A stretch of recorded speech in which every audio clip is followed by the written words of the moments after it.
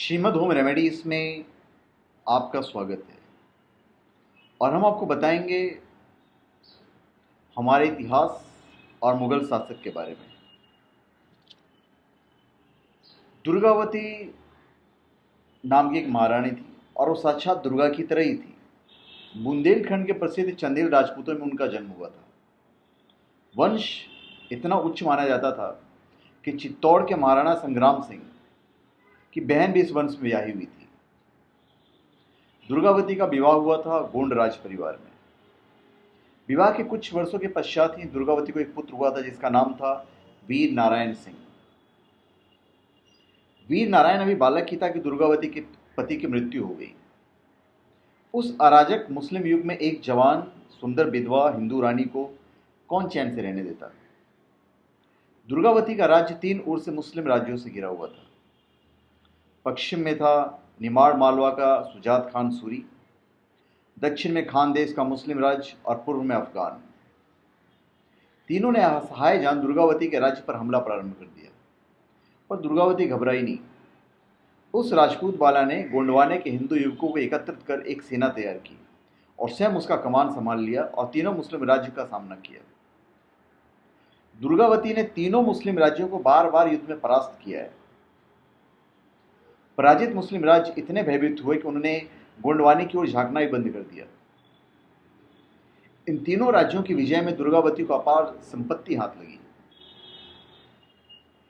आईने अकबरी में अबुल फजल का कहना है कि दुर्गावती बड़ी वीर थी। उसे कभी पता चल जाता था कि अमुक स्थान पर कोई शेर दिखाई दिया है तो शस्त्र उठाकर तुरंत शेर का शिकार करने चल देती थी, और जब तक उसे मार नहीं लेती पानी भी नहीं पीती थी। तीनों मुस्लिम राज्यों के खामोश हो जाने के बाद गोंडवाने में शांति छा गई। दुर्गावती ने प्रजा के सुख के लिए कुएं, बावड़ियां, तालाब खुदवाए, धर्मशालाएं बनवाई, मंदिर बनने लगे। दुर्गावती प्रजा के मन में शासन करने लगी। लोग उसे देवी के रूप में पूजने लगे। सुख शांति का दुश्मन बना अकबर। गोंडवाना एक हरा भरा प्रदेश था। अनावृष्टि नहीं होती थी तो अकाल भी नहीं पड़ता था। दुर्गावती की तेज और वीरता से गोंडवाने पर आक्रमण होने ही बंद हो गए। इसलिए संपूर्ण प्रदेश में शांति थी। व्यापार पूरा फल फूल रहा था। यह प्रथम अवसर था जब हरियाणा और राजस्थान का व्यापारी समुदाय गोंडवाना में बसने लगे थे। इस काल में गोंडवाना एक समृद्ध राज्य था। सारे भारत का धन खींचकर गोंडवाना आ रहा था। इन्हीं दिनों युवराज वीर नारायण 18 वर्ष के भी हो गए थे। दुर्गावती ने राज्य की बागडोर सौंपनी चाहिए किंतु उसने स्वीकार नहीं किया। अब दुर्गावती ने वीर नारायण के विवाह का निश्चय किया। पुरगरा के राजा की 16 वर्षीय पुत्री अत्यंत सुंदर थी और दुर्गावती ने उससे वीर नारायण का विवाह का प्रस्ताव भेजा। पुरगड़ा के राजा ने स्मृति के साथ एक निवेदन भेजा कि विवाह की रस्म पुरगड़ा में करना खतरे से खाली नहीं है। अकबर के प्रस्ताव समस्त उत्तर भारत के रजवाड़ों को गए हुए हैं कि वे अपनी कन्याओं के डोले आगरा भेजें। यही प्रस्तावना और गुड़गड़ा भी आया हुआ है। अतः विवाह की रस्म गोंडवाना की राजधानी गढ़कटंग में पूरी की जाए तो विघ्न की आशंका नहीं रहेगी। इसी योजना अनुसार राजकन्या गढ़कटंग पहुंचा दी गई, लेकिन अकबर के गुप्तचर फकीरों के वेश में सारे भारत में फैले हुए थे। उन्हें सूचना मिल गई कि पुरगड़ा की राजकन्या गोंडवाना पहुंच गई है और अकबर ने बुंदेलखंड में डेरा डाले, कड़ा पहरा लगाया और सूबेदार और अपने सेनापति आसफ खां को गोंडवाने पर आक्रमण का हुक्म दिया। आसफ खां जिरा बख्तर से लैस अपने 50,000 मुगल घुड़सवारों के साथ गोंडवाना पर टूट पड़े। रास्ते के नगर ग्रामों को उजाड़ता आसफ खान मांडला के नजदीक जा पहुंचा। इधर विवाह की तिथि न निकलने के कारण पुरगड़ा की राजकन्या कुंवारी बैठी थी और अब युद्ध सामने था, अतः विवाह की बात सोची भी नहीं जा सकती थी। मुगलों के अत्याचार की कहानियां बढ़ चढ़कर गोंडवाना में फैल रही थी, अतः दुर्गावती के कायर सैनिक सेना छोड़कर भागने लगे थे। इन अफवाहों के फैलाने में अकबर के फकीर गुप्तचरों का प्रमुख हाथ था। गढ़मंडला में भीषण युद्ध हुआ और सन 1564 का वर्ष था। भारत के सारे हिंदू राजे रजवाड़े ने इस्लाम के सम्मुख सिर झुकाना शुरू कर दिया था। बचे थे मात्र उत्तर भारत के चित्तौड़ और गोंडवाना के राज्य और दक्षिण भारत के विजयनगर का साम्राज्य। इस वर्ष अकबर गोंडवाने की स्वतंत्रता भी नष्ट हो रही थी। अकबर के द्वारा लूट मार आगजनी करती बड़ी चला रही मुगल फौजों का सामना किया दुर्गावती ने गढ़ा मंडला के मैदान में अपने 20,000 घुड़सवारों और 1,000 हाथियों के साथ। दुर्गावती मुगल फौज के सामने आ डटी। दुर्गावती के घुड़सवारों के पास न जीरा बख्तर थे न घोड़े पर। उधर मुगल सैनिक सिर से कमर और हाथों तक लोहे के कवच से सुरक्षित थे। फिर 20,000 हिंदू घुड़सवारों के सामने 50,000 की विशाल मुगल सेना थी। आसफ खान ने अपने दाएं बाएं के 10,000 सवारों को घूमकर दुर्गावती की फौजों के पार्श्व से तीर बरसाने का हुक्म दिया। सामने से 10,000 घुड़सवार हिंदू फौजों को दबाने में लगी। तीनों ओर के हमले में हिंदू सैनिक परेशान हो उठे। तब दुर्गावती अपने 1,000 हाथियों के साथ मुगलों की मध्य सेना पर टूट पड़ी। एक विशाल हाथी पर दुर्गावती सवार थी और चारों ओर थे उनके अंगरक्षक घुड़सवार। पास ही एक अन्य हाथी पर 18 वर्षीय वीर नारायण मां की सहायता कर रहा था। दोपहर बाद प्रारंभ हुए इस युद्ध में 2-3 घंटे की लड़ाई के बाद दोनों ओर के सैनिक थककर चूर हो गए। तब संध्या 4 बजे आसफ खान ने अपने ताजादम 20,000 घुड़सवारों को हमले का हुक्म दिया। थके हिंदू सैनिक इन तरोताजा घुड़सवारों का सामना नहीं कर पाए। सैनिक मरते गए और कतारें टूट गई। बढ़ते मुगल सैनिकों ने दुर्गावती और उनके पुत्र वीर नारायण को घेर लिया। दोनों हाथियों की रक्षा कर रहे हिंदू अंगरक्षकों की पंक्तियां भी टूटने लगी। अब मां बेटे पूरी तरह से घिर चुके थे, किंतु क्रोध में उफनती शेरनी दुर्गा मुगलों के लिए काल बन गई। दुर्गावती के धनुष से चले तीर मुगल के कवच चीर उन्हें मौत की नींद सुलाने लगे। उधर मुगलों के बाण की वर्षा से वीर नारायण घायल हो गए, लेकिन मां के वीर बेटे ने रण क्षेत्र नहीं छोड़ा। वह घायल होने के बाद भी मुगलों पर तीर बरसाता रहा। तभी दुर्गावती ने अपने महावत को वीर नारायण के हाथी के पास अपने हाथी को ले चलने का आदेश दिया। रण क्षेत्र में अटे पड़े मुगल घुड़सवार के बीच से लड़ती भिड़ती दुर्गावती अपने बेटे के पास पहुंची और वीर नारायण से पीछे हटकर चौड़ागढ़ चले जाने को कहा। वीर बालक हटने को तैयार नहीं था। बड़ी समझाने के बाद उसके अंगरक्षक उसे रण क्षेत्र से बाहर निकाल ले जाने में सफल हुए। इधर दुर्गावती चट्टान बनी मुगलों का मार्ग रोक के खड़ी रही। अंधेरा घिरने लगा था और दोनों ओर के सैनिक पीछे हटकर अपने शिविरों को लौटने लगे। मृतकों की देह रण क्षेत्र में पड़ी रही और घायलों को उठा उठाकर शिविर में लाया जा रहा था। दुर्गावती ने रात्रि में बचे कुछ सैनिकों को एकत्र किया। कुछ तो मारे गए थे। लगभग 10,000 घुड़सवार वीर नारायण के साथ चौड़ागढ़ चले गए थे। कुल 5,000 घुड़सवार और 500 हाथी दूसरे दिन के युद्ध के लिए शेष बचे हुए थे।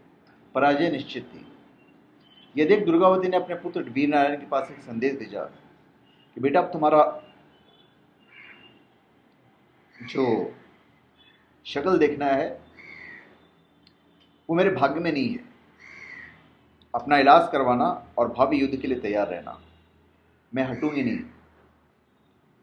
तेरे पिता के पास स्वर्ग जाना चाहती हूँ और मेरे मरने के बाद गोंडवाना की रक्षा करना। भगवान यदि सफलता देता है तो अच्छा है, लेकिन यदि पराजय हुई तो हिंदू महिलाओं को मुसलमानों के हाथ नहीं पड़ने देना। उन्हें अग्नि देवता के लिए सौंप देना। समय नहीं है, अतः युद्ध के पूर्व जौहर की व्यवस्था कर लेना। अपने पुत्र को समाचार भेज दुर्गावती और अपने मुट्ठी भर सैनिकों के साथ शिविर से निकली। सामने खड़ा था विशाल मुगल का सेना। कल के युद्ध में अतिरिक्त सेना के कारण मुक्तों की क्षति कम हुई थी। दुश्मन के निकट पहुंच दुर्गावती ने हाथी के हौदे से खड़े हो अपने सैनिकों पर एक नजर फिरी और अपना धनुष उठाकर गरज पड़ी। सैनिकों ने भी विजय घोषणा किया हर हर महादेव के साथ और हिंदू सैनिक मृत्यु का आलिंगन करते हुए मुगल सेना पर टूट पड़े। 500 हाथियों पर बैठे 1,000 सैनिक और साथ के 5,000 घुड़सवारों को मुगल रिसालों ने चारों ओर से घेर लिया। एक एक कर हिंदू घुड़सवार गिरते चले गए। सेना सिकुड़ती चली गई। अब मरने की बारी थी गज सवारों की। मुगलों की निगाह हाथी पर सवार 33 वर्षीय सुंदर दुर्गावती पर लगी हुई थी। आसफ खान ने आदेश दिया कि आसपास के हाथी सवारों को समाप्त कर दुर्गावती को जीवित पकड़ लो। इसे शहनशाह को इनाम में सौंपेंगे। धीरे धीरे हाथी समाप्त हो गए। जिधर दृष्टि डालो उधर ही मुगल घुड़सवार छाए हुए थे। मुगलों का घेरा कसने लगा, लेकिन दुर्गावती के तीरों का बरसना बंद नहीं हुआ। तभी तीरों की एक बौछार दुर्गावती के हाथी पर लगी। महावत मारा गया। एक तीर दुर्गावती गले और एक हाथ को भेद गया। असहाय पीड़ा से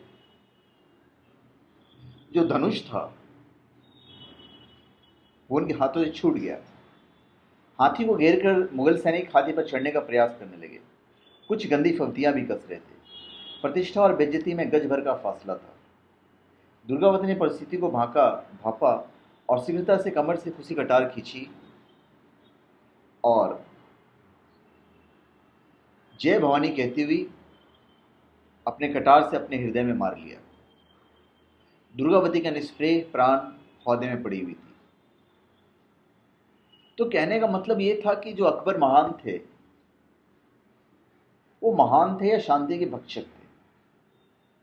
एक शांत राज्य जहां के लोग सुखपूर्वक अपना जीवन जी रहे थे, किसी पड़ोसी पर आक्रमण नहीं कर रहे थे, ऐसे शांत राज्य को केवल अपने धन की पिपासा के लिए अकारण नष्ट कर डाला। गोंडवाना में लाखों हिंदू मारे गए। इतिहास लेखक स्मिथ कहता है कि भविष्य में भारतीय राज्य को हड़पने वाले डलहौजी को भी अकबर ने मात कर दिया था। नागरिकों की सुख शांति को अकारण हाहाकार में बदल देने वाला व्यक्ति निरपिशाच तो हो सकता है, 100% वही हो सकता है, महान तो कदापि नहीं हो सकता है। चौड़गढ़ का जो जौहर हुआ वो भी सुनने लायक था। गढ़मंडाला के दूसरे दिन युद्ध का समाचार युद्ध से लौटे सैनिकों द्वारा वीर नारायण को मिले। अब सैनिक कभी भी चौड़ागढ़ आ सकते थे, अतः चौड़ागढ़ में जौहर की तैयारियां प्रारंभ हो गई। रुई, लाख, राल, घास, लकड़ी एकत्र कर किले में लाए जाने लगे। शीघ्रता में सूखे हरे जैसे भी मिले वो सारे के सारे लाए गए। वृक्ष काटकर किले में लाए गए। किले की दीवार के निकट एक बड़े चौक में लकड़ियां बिछा दी गई। उन पर घास, राल, लाख, रुई सारी चीजें लगा दी गई। अब किले के दरवाजे को बंद कर वीर नारायण मुगलों की राह देखने लगा। लेकिन आसफ खां 2 माह तक चौड़ागढ़ नहीं गया। वो जानता था कि गोंडवाना के बचे सैनिक किले में शरण लिए हुए हैं। गोंडवाना पूर्ण आरक्षित है, अतः 2 माह तक चौड़ागढ़ के चारों ओर के नगर ग्रामों को लूटते उजाड़ते रहा। आसिफ खां की इस कार्रवाई में किले में रसद पहुंचना बंद हो गई और बीते इन 2 माह में किले की रसद धीरे धीरे समाप्त हो गई। ठीक 2 माह बाद असफ खां ने चौरागढ़ घेर लिया। गढ़ के भीतर थे 10,000 सैनिक घुड़सवार और आसपास के ग्रामों से आई संभ्रांत घरों की कुलवतियां, बेटियां, राज परिवार की महिलाएं और सरदारों के परिवारों की महिलाएं, कुल 5,000 स्त्रियां किले में थी। वीर नारायण ने प्रमुख सरदारों की बैठक बुलाई और दूसरे दिन जौहर का निश्चय किया और प्रातःकाल ब्रह्म मुहूर्त में गढ़ के सभी हिंदू उठे, स्नान किया, महिलाओं ने पूर्ण श्रृंगार किया और एक साथ मंदिर में जाकर सामूहिक आरती की। फिर सभी महिलाएं पुरुष अंतिम विदा के लिए एक दूसरे से गले मिले। पति पत्नी, भाई बहन, बाप बेटियां भरे कंठ से आंखों से विदा दे रहे थे।